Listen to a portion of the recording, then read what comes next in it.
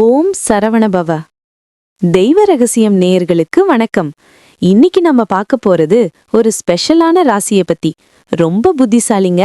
மத்தவங்களுக்கு ஒரு பிரச்சனைனா முதல் ஆளா போய் நிப்பாங்க.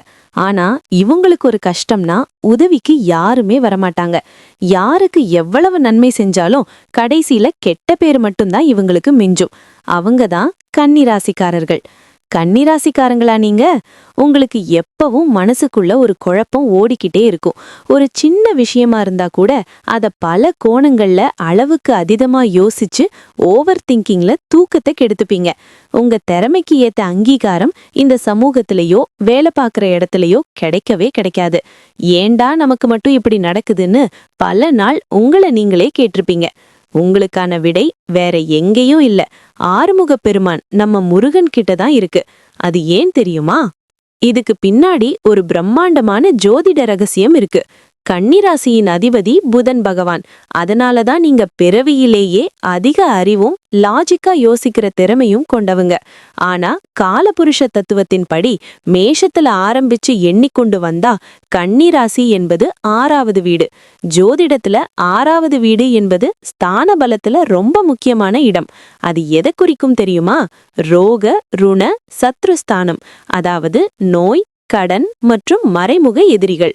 அதனாலதான் கன்னிராசிக்காரங்களுக்கு அதிகமா வயிறு சம்பந்தப்பட்ட பிரச்சனைகள் வரும். திடீர்னு கடன் சுமை ஏறும். முக்கியமா கூட இருந்தே குழிப்பறிக்கிற துரோகிகள் அதிகமா இருப்பாங்க. இந்த 6வது வீட்டு பிரச்சனைகளை மொத்தமா தகர்த்தெறியும் ஒரே கடவுள் 6 முகங்களை கொண்ட ஷண்முகனான முருகப்பெருமான் தான். 6 முகனின் ஒவ்வொரு முகமும் இந்த 6ஆம் வீட்டு தோஷங்களை அழித்து உங்களுக்கு ராஜயோகத்தை கொடுக்கும். அது மட்டும் இல்ல, புதன்கிறது அறிவு, முருகன்கிறது ஞானம். அறிவுக்கு எப்பவுமே ஒரு திமிர் இருக்கும், ஒரு குழப்பம் இருக்கும். ஆனா அந்த அறிவு ஒரு தெளிவான ஞானத்தை அடையும் போதுதான் வாழ்க்கையில ஜெயிக்க முடியும். தந்தையான சிவபெருமானுக்கே பிரணவ மந்திரத்தை உபதேசம் செய்த ஞான பண்டிதன் நம்ம சுவாமிநாத சுவாமி. கன்னிராசிக்காரங்க முருகப்பெருமான கெட்டியா பிடிச்சுக்கிட்டாங்கன்னா அவங்க மூளையில ஓடுற தேவையில்லாத பயம், ஓவர் திங்கிங் எல்லாம் விலகி எந்த இடத்துல எந்த முடிவை எடுக்கணுங்கிற அசாத்தியமான தெளிவு பிறக்கும். உங்களுடைய மறைமுக எதிரிகள் காணாமல் போவார்கள். சரி, கன்னிராசிக்காரங்க என்ன செய்யணும்? பச்சை நிற வழிபாடு.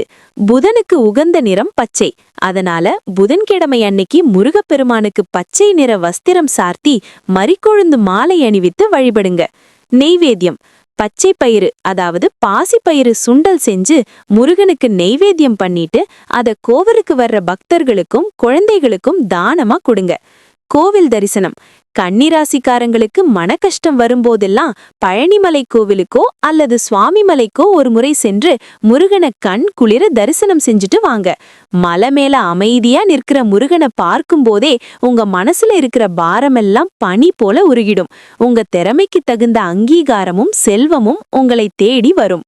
கன்னிராசிக்காரங்க, வாழ்க்கையில நீங்க எவ்வளவு கஷ்டங்களை சந்தித்திருந்தாலும் சரி, இனி முருகப்பெருமான் உங்க கைய பிடிச்சு நடத்துவார். தைரியமா இருங்க. இந்த வீடியோ உங்களுக்கு ஆறுதலா இருந்தா மறக்காம நம்ம தெய்வ ரகசியம் சேனலை சப்ஸ்கிரைப் பண்ணுங்க.